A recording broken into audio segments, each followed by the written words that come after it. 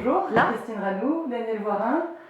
Alors, Christine Ranou, vous êtes psychanalyste, membre de l'association de la cause freudienne et enseignante à l'antenne clinique Brest-Quimper. Daniel Voirin, vous êtes psychanalyste, membre de l'école de la cause freudienne et enseignant à l'antenne clinique Brest-Quimper. Vous avez accepté donc de nous parler du module d'introduction à l'antenne et nous vous en remercions. Alors, la question est la suivante. Au regard de la particularité qu'est le module d'introduction, comment allez-vous déployer le thème 2020 qui est le sujet psychotique? Merci. Alors, le module d'introduction s'adresse à des personnes qui ne connaissent pas ou peu la psychanalyse et qui veulent en savoir quelque chose et qui sont prêts à se mettre au travail.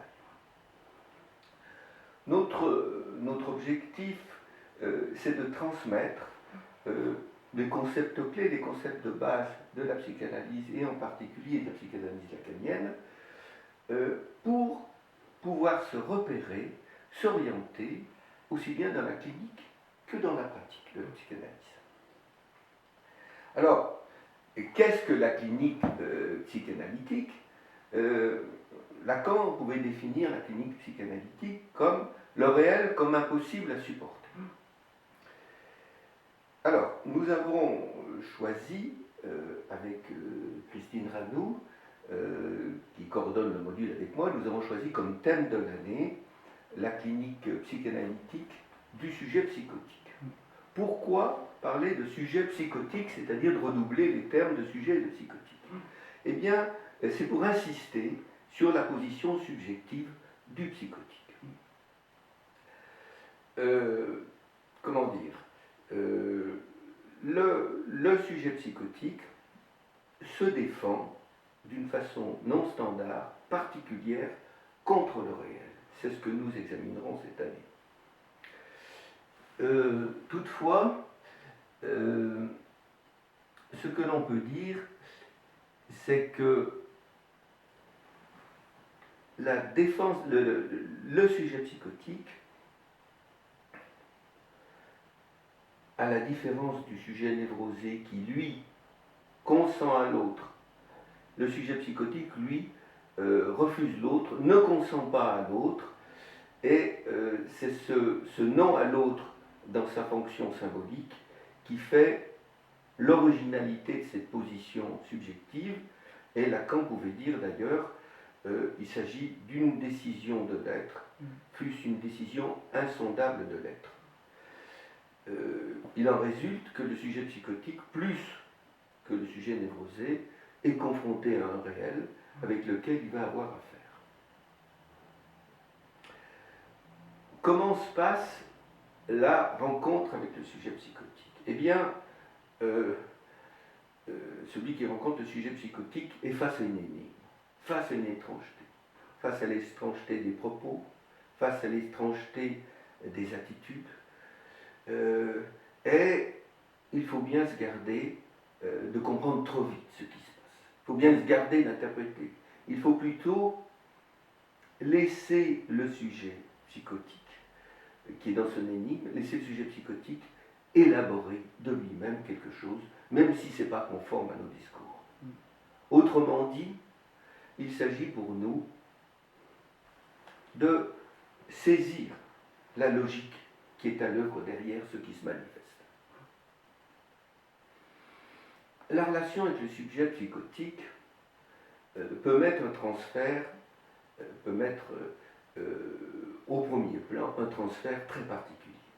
C'est ce qu'on appelle le transfert érotomaniaque, avec et ou avec un transfert persécutoire. Certes, ce n'est pas dans tous les cas, mais il faut faire attention. Et il est requis un maniement particulier du transfert, un savoir-faire avec le transfert, pour éviter que l'analyste partenaire du sujet psychotique soit mis dans la position d'un persécuteur.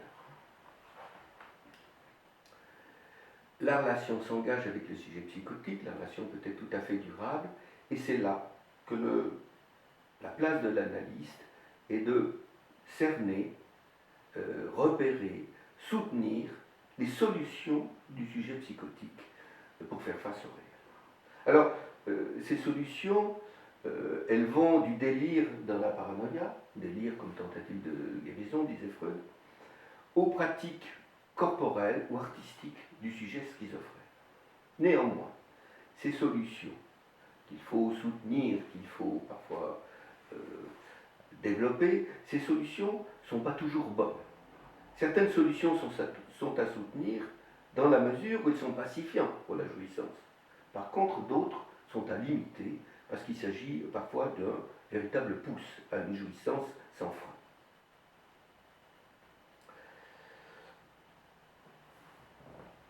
Eh bien, pour terminer, et avant de passer la parole à Christine, je voulais insister cette année sur la nouveauté de la transmission que nous allons faire sur le sujet psychotique dans le module. Nous allons utiliser largement des films et des vidéos provenant d'institutions d'enfants ou qui reçoivent des enfants ou des adolescents psychotiques ou autistes, par exemple celle de l'institution du Courtil, l'institution belge, dont Mariana Otero a fait un film qui s'appelle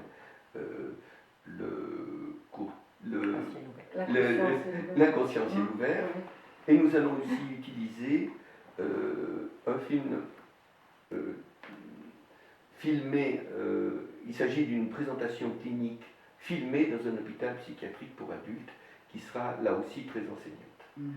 Au fond, ce qu'on attend du visionnage de ces films, de ces présentations cliniques, c'est la possibilité, c'est une autre rencontre avec le sujet psychotique que nous permettrons avec ces films, et c'est aussi l'occasion d'un débat, d'une discussion, j'espère très intéressante, avec les participants. Voilà, je passe la parole à Christine. Très bien, oui, merci. Bon, moi j'ai... Oui. Donc moi j'ai... ce que Daniel vient de nous dire résume d'une manière intéressante le projet que nous avons. J'ai voulu repréciser un petit peu ce qui me paraissait important dans nos échanges. Nous avons l'intention de mettre en avant le dernier renseignement de Lacan, même si tout ce qui a pu être élaboré dans le premier renseignement est fondamental. Alors, Jacques-Alain Miller, énoncé en 2014 en clôture du congrès de l'AMP à Paris, la psychanalyse change, ce n'est pas un désir, c'est un fait. Alors, il partait du fait que corps et langage sont précisément les deux dimensions de la clinique contemporaine au XXIe siècle. Et il invitait les psychanalystes à se mettre au travail sur la question de l'inconscient et du corps parlant.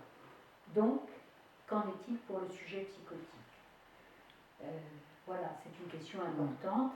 Si la première clinique psychanalytique posait un cadre classificatoire issu de la psychiatrie classique, la dimension du symbolique était alors la référence quant à la position du sujet de l'inconscient.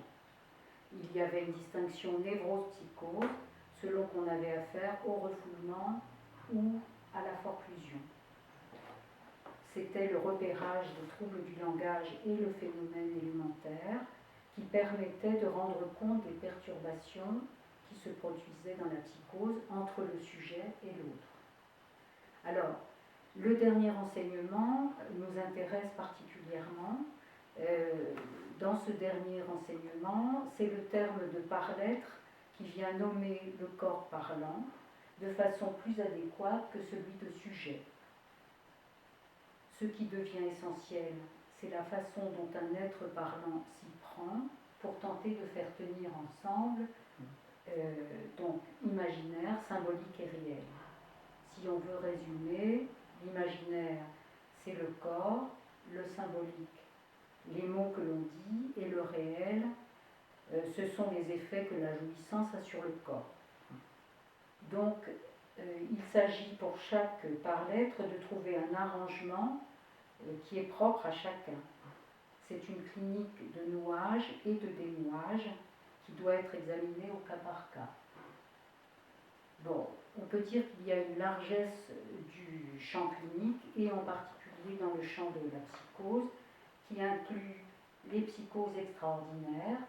Lacan avait, après Freud, s'est intéressé au cas de Schreber, qui a été extrêmement important pour tirer des concepts importants de forclusion, entre autres, qui a mis en évidence aussi l'importance du phénomène élémentaire. Mais dans le dernier enseignement, ce qui est mis en avant par Lacan, c'est Joyce, et une autre solution pour le sujet psychotique, pour se tenir dans la vie.